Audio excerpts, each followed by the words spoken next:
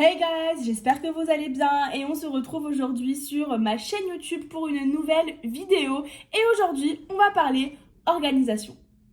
1, 2, 3, let's switch this up.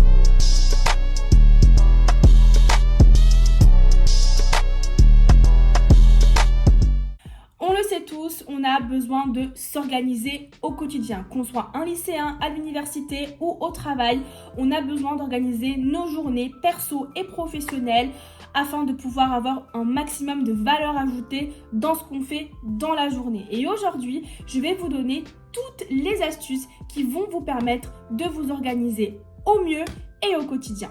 Dans un premier temps, essayez de ne pas vous mettre dans des situations compliqué, c'est-à-dire, on le sait tous, on va chez Emma ou à la Fnac ou juste dans les supermarchés, on va trouver des centaines de calendriers, de carnets to-do list super beaux qu'on a envie d'acheter pour nous aider à nous organiser. Mais on va vite se rendre compte qu'on ne sait plus trop quoi utiliser, quand, comment. On met un peu tout partout et on est vite perdu parce qu'on va pas passer notre journée à regarder dans le cahier numéro 1, numéro 2, numéro 3. C'est pour ça qu'en fait, je vous demande juste d'oublier un peu tout ça et de vous concentrer dans un premier temps sur l'essentiel. Et l'outil indispensable pour l'organisation, c'est la to-do list. Et ça, on ne peut pas faire sans. Donc, dans un premier temps, apprenez à faire une vraie belle to-do list avant de pouvoir aller sur des outils un peu plus sophistiqués que vous allez apprendre à utiliser au fur et à mesure, bien évidemment. La to-do list, on se dit ok, c'est trop simple, on prend une feuille, hop, on écrit tout ce qu'on doit faire et c'est terminé. Pas du tout. La to-do list, c'est un outil qu'il faut travailler et qui n'est pas si simple que ça. La to-do list, pour la réussir, dans un premier temps, ça doit être une feuille, un cahier, un outil que vous avez sur vous tout le temps. En fait, vous devez tout le temps avoir votre cahier unique sur lequel vous mettez tout le temps vos to-do list. Si vous avez envie d'acheter un carnet spécifique to-do list qui est super beau, vous pouvez. Mais dites-vous que c'est le carnet de la to-do list générale et il ne faut pas aller sur autre chose. La to-do list, c'est simple. À chaque fois que vous avez quelque chose à faire, qu'on vous le dit, que ce soit au travail, en perso, qu'on vous appelle, qu'on vous demande de faire une tâche, une activité, premier réflexe que vous devez avoir, c'est le noter sur votre to-do list. Pourquoi ? Parce que dans une journée, on va vous dire X choses. Si vous ne notez rien sur une feuille générale, vous allez oublier. Parce que vous n'allez pas organiser la tâche que vous devez faire à l'instant T. Vous devez d'abord évaluer ce que vous avez déjà de prévu avant de la planifier. Et vous n'allez pas planifier en 2 secondes. Avoir cet outil-là, ça vous permet juste d'avoir un brainstorming de toutes les tâches à effectuer n'importe quand. En fait, il n'y a pas de date. Sur une to-do list, il n'y a pas à faire dans tant de temps. Non, c'est juste à faire. Donc, il n'y a pas de timing, il n'y a pas de notion de délai et de timeline dans une to-do list. Ensuite, ce qui est important avec la to-do list, et là on commence un peu à parler de choses que les gens ne maîtrisent pas tout le temps, c'est la priorisation. Et en fait, on ne s'en rend pas compte, mais quand on ne priorise pas ses tâches, on va se retrouver avec des tâches faites à l'avance, et donc on est super à l'aise, et des tâches super en retard qui étaient hyper urgentes. Donc avant de faire quoi que ce soit, il faut prioriser les tâches sur la to-do list. Un conseil, ça c'est comme ça que je le fais moi, après vous n'êtes pas obligé de faire la même chose, mais moi, pour prioriser les tâches sur ma to-do list, j'utilise le chiffre 1, 2 et 3. Le chiffre 1, c'est à faire aujourd'hui. Le chiffre 2, c'est à faire dans la semaine. Et le chiffre 3, c'est à faire plus tard. La priorisation est amenée également à être changée. Donc, vous n'allez pas vous dire, parce que cette tâche, je l'ai mis en numéro 1, qu'elle restera en numéro 1. Vous avez peut-être dans la journée des événements qui feront que vous avez d'autres tâches beaucoup plus importantes et beaucoup plus urgentes à faire qu'elles vont passer bien évidemment avant les tâches que vous aviez prévues à la base. Et pour vous aider en fait à prioriser vos tâches, je peux vous conseiller de regarder un certain tableau qui est très connu, qui s'appelle la matrice d'Eisenhower. En fait, c'est une matrice qui vous permet de comprendre comment prioriser vos tâches. Par exemple, Le quadrant numéro 1 correspond aux tâches urgentes et importantes. C'est simple, on les fait de suite. Donc sur votre to-do list, c'est numéro 1, c'est hyper important. Donc c'est à traiter en priorité numéro 1. Ensuite, vous avez les tâches importantes mais non urgentes. Ces tâches-là, il faut les planifier. Donc sur votre to-do list, c'est la priorité numéro 2 ou 3, bien évidemment. Ensuite, vous avez les tâches non importantes et non urgentes. Ça, on les enlève. Et franchement, là, vous pouvez vous dire, non mais comment c'est possible d'avoir une tâche qui est non importante et non urgente ? Eh bien, croyez-moi que quand vous allez vous mettre à faire des to-do list, vous allez rapidement vous rendre compte qu'il y a énormément de choses qu'on se met sur une to-do list, mais qu'en fait, on se rend compte que c'est nul, en fait, ça sert à rien de faire cette tâche-là.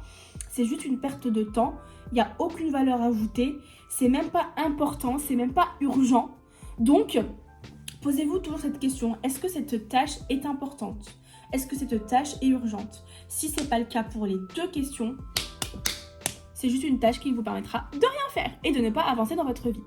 Et après, bien évidemment, vous avez les tâches qui sont urgentes, mais pas importantes. Ces tâches-là sont à déléguer. Alors, je vous avoue que normalement, les tâches urgentes, mais pas importantes, on les a beaucoup plus dans le monde professionnel. Quand j'étais étudiante, j'avais pas trop de tâches urgentes, mais qui n'étaient pas importantes. Par contre, dans le monde professionnel, autant vous dire que vous avez des tâches. Des fois, c'est la merde si on les fait pas.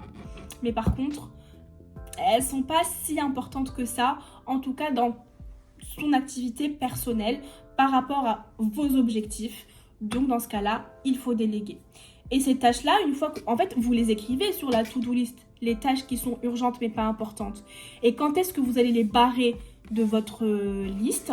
Eh bien tout simplement lorsque vous aurez demandé à la personne qui doit les faire, de les faire. Et là, vous dites, ok, c'est fait, c'est délégué, c'est terminé.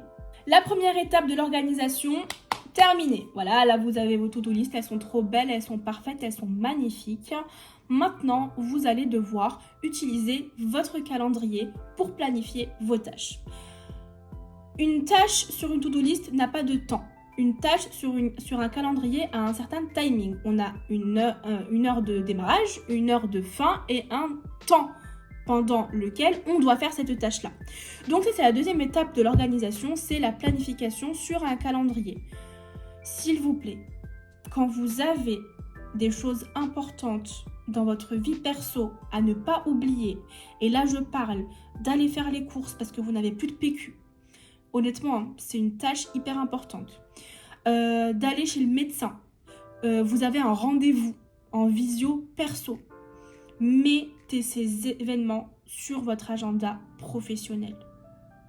Vraiment, je le dis parce que je sais que ça peut bloquer quelques personnes. Les agendas professionnels peuvent être partagés, mais honnêtement, on s'en fout. Ne serait-ce que si vous devez mettre check to-do list pour perso, mettez un créneau quand vous avez des choses importantes à faire en perso sur votre calendrier pro. Parce qu'on a tendance, pendant nos journées de travail, à être à fond dans ce qu'on fait et à en oublier les choses urgentes et importantes qu'on a à faire pour le perso. Le calendrier, c'est un outil indispensable pour pouvoir faire ce que vous avez mis sur votre to-do list. Et là, ça va être très simple. Les tâches en priorité numéro 1, c'est dans le jour même. Voilà, terminé, jour même. Voilà, vous mettez, vous priorisez. Alors là, pour le coup, ça dépend. Si par exemple, vous avez des délais à respecter pour vos tâches. Par exemple, vous savez que vous devez rendre un document à midi, vous savez que vous n'allez pas mettre la tâche préparer le document l'après-midi. Vous le mettez le matin. Donc là, c'est un peu plus simple normalement de s'organiser dans la journée. Si vous avez des délais, vous faites en fonction des délais. Si vous n'avez aucun délai et que juste toutes les tâches que vous avez mis en priorité numéro 1 doivent être terminées en fin de journée, vous prenez en compte comment vous travaillez. Par exemple, si vous êtes quelqu'un de beaucoup plus motivé le matin, eh bien vous mettez les tâches les plus dures le matin parce que vous allez être motivé pour les faire. Et les tâches les plus simples l'après-midi. Ça, bien évidemment, c'est une façon de pouvoir organiser ces journées. Je vous conseille de planifier toutes les tâches que vous avez en 1, 2 et 3. Donc vraiment, prenez 30 minutes, par exemple, chaque lundi matin en arrivant au bureau pour vous dire, ok, voilà ma to-do list, voilà tout ce que je dois faire. Je planifie. Pourquoi je vous dis ça ? Parce que à partir du moment où vous avez planifié vos tâches sur votre calendrier, Vous savez que vous n'aurez plus forcément à aller chercher encore dans votre to-do list si vous n'avez pas oublié quelque chose. Donc ça, c'est hyper important. Et là, je vais parler de quelque chose qui va être indispensable pour que votre calendrier soit agréable à voir, agréable à lire et agréable à suivre et faisable surtout. Toutes les tâches du type appeler Jean-Claude, appeler Marine pour X, appeler je sais pas qui pour X, envoyer un mail à je sais pas qui pour tel sujet. Et bien toutes ces tâches sur votre calendrier doivent figurer comme une seule et même tâche. Vous devez réussir à regrouper les petites actions qui durent 2 minutes en une seule grande action. Par exemple, dans mon métier de responsable, de business manager, responsable d'agence, je dois appeler plusieurs clients des fois. Et au lieu juste de mettre sur mon calendrier appeler X, appeler Y, appeler Z, eh bien en fait je vais me mettre un gros créneau appel téléphonique de 2 heures pendant lequel je vais appeler toutes les personnes que je dois appeler en priorité. Un autre créneau, envoi mail.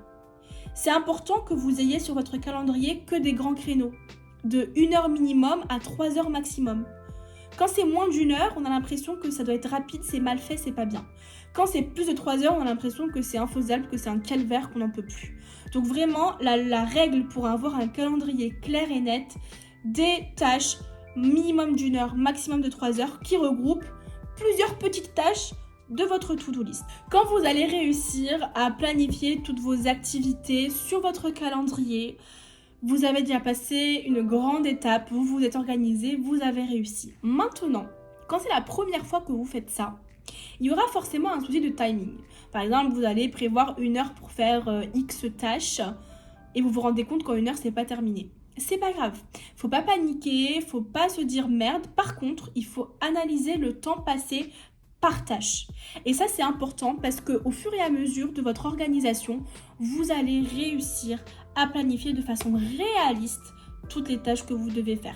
Donc ça, c'est vraiment un apprentissage tout au long des jours que vous allez tester la to-do list et le calendrier planifié. L'ennemi principal de l'organisation, c'est le zapping. Alors vraiment, arrêtez de faire ça. Par exemple, je m'explique. Vous êtes sur un créneau de 2 heures pour appeler X personnes.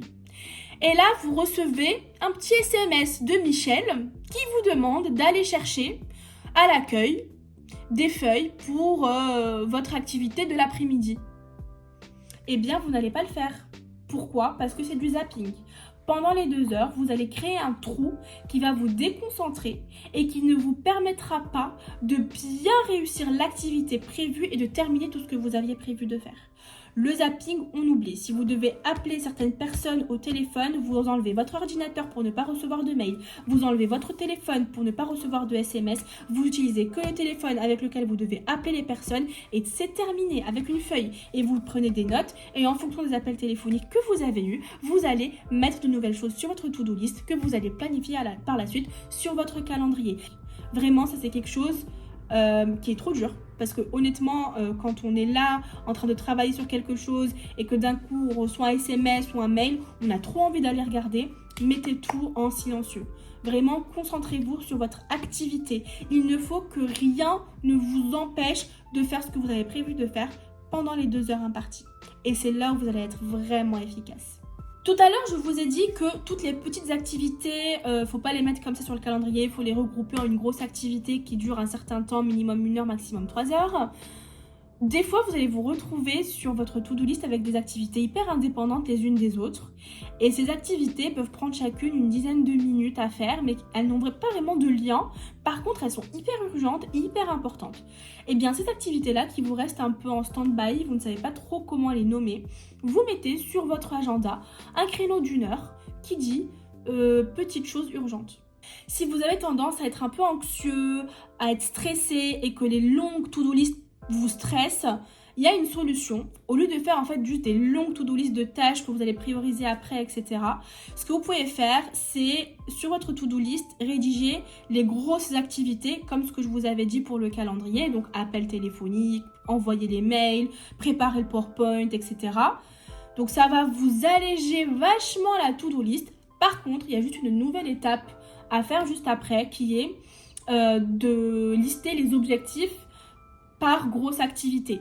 Donc les petites tâches que vous avez eues avant sur une to-do list vont devenir des objectifs, et donc psychologiquement ça peut être un peu plus simple pour vous et moins stressant de voir ça comme des objectifs d'une grosse activité qui va durer du coup longtemps et ça va vous rassurer, que de voir 15 lignes, appeler machin, et ça va juste vous stresser. Voilà, j'espère que cette vidéo d'organisation vous aura plu. En tout cas, moi, ça m'a permis de vous montrer ce que j'ai pu apprendre grâce à mon travail. D'ailleurs, c'est grâce au métier de business manager que j'ai pu apprendre vraiment à m'organiser comme ça. Mais voilà, c'est quelque chose que vous pouvez utiliser vraiment au quotidien, quel que soit votre métier, quelle que soit votre situation, si vous êtes étudiant ou pas. Et c'est une façon de s'organiser qui va vraiment vous permettre de faire que des choses qui ont une vraie valeur ajoutée. N'hésitez pas à la partager à toutes les personnes qui ont un souci d'organisation et qui n'arrêtent pas d'oublier tous vos rendez-vous. Comme ça, au moins, ils vont savoir comment faire. Et bien évidemment, n'hésitez pas à la liker, à laisser un petit commentaire si vous avez d'autres solutions d'organisation. Pour nous, bien évidemment, je suis là aussi pour apprendre. Je vous fais des gros bisous. Mouah. 1, 2, 3, let's switch this up.